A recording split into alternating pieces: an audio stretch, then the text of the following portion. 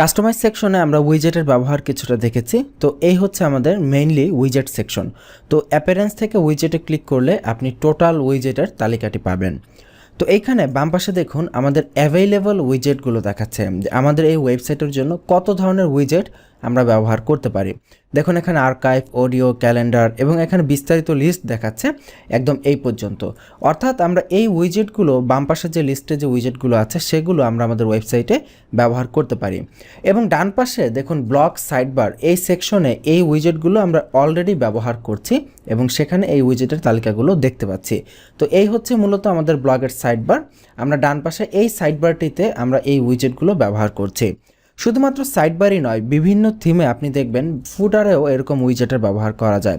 তবে আমাদের থিমে এই মুহূর্তে ফুটারে কোনো উইজেট দেওয়া নেই, অর্থাৎ এই সেকশনে উইজেট চলে আসবে যদি আমরা এখানে ফুটারে উইজেট ব্যবহার করি। যেমন ফুটার 1, এইখানে আমরা এটাকে ওপেন করে যদি কোনো উইজেট দিতে চাই তাহলে এখানে আমরা এখান থেকে কোনো উইজেটকে টেনে ধরে এখানে ছেড়ে দিব। যেমন আমি যদি কোনো ইমেজ দিতে চাই, এখানে ইমেজকে টেনে ধরে এখানে ড্র্যাগ অ্যান্ড ড্রপ করব। এবং এর ভিতরে এখানে নো ইমেজ সিলেক্টেড, এখানে ক্লিক করে আমরা ইমেজকে অ্যাড করে দিব।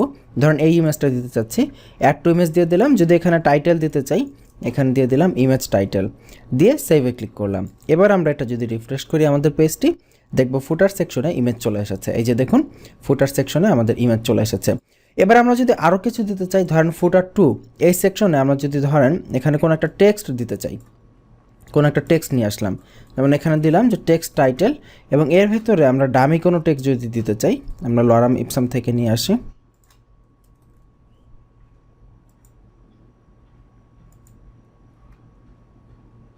মনে করেন এখান থেকে আমি জাস্ট সিম্পলি অল্প একটু টেক্সট এখানে দিচ্ছি।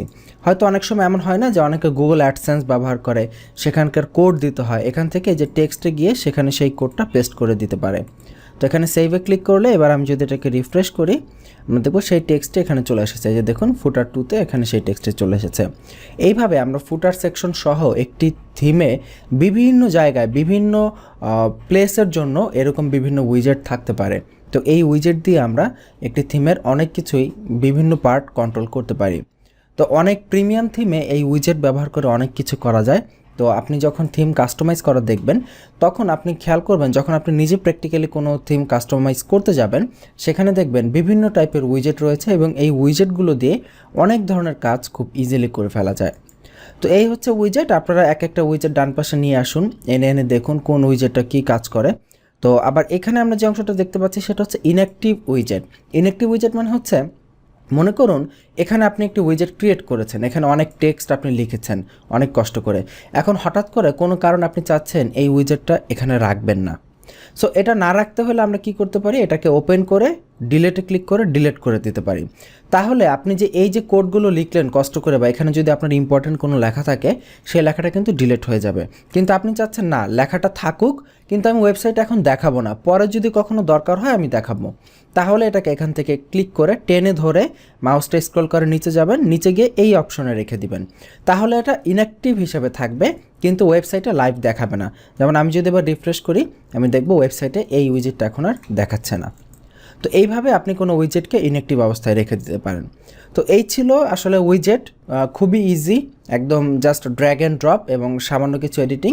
আপনি কোনো উইজেটের টাইটেল এখান থেকে চেঞ্জ করতে পারবেন, উইজেটের অপশন বা ডিসপ্লে ইত্যাদি এখান থেকে এক একটা উইজেট নিলে এক এক রকম অপশন আসবে, সেই অপশনগুলো আপনারা এখান থেকে আপনাদের ইচ্ছা মতো করে চুজ করে দিতে পারবেন।